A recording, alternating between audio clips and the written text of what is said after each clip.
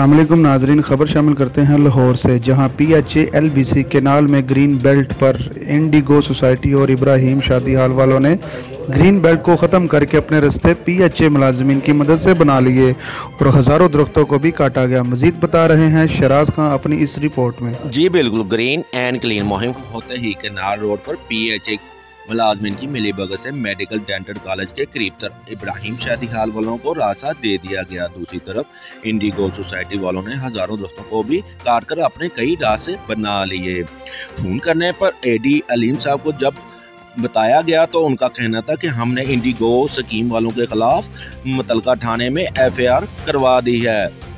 बात करने की ये है कि FIR तो करवा दी गई, वो चंद दरख्त थे, आज हजारों दरख्तों को भी काट दिया गया। अगर इनके खिलाफ महकमाना और कानूनी कार्रवाई की होती, आज हजारों दरख्त बच सकते थे।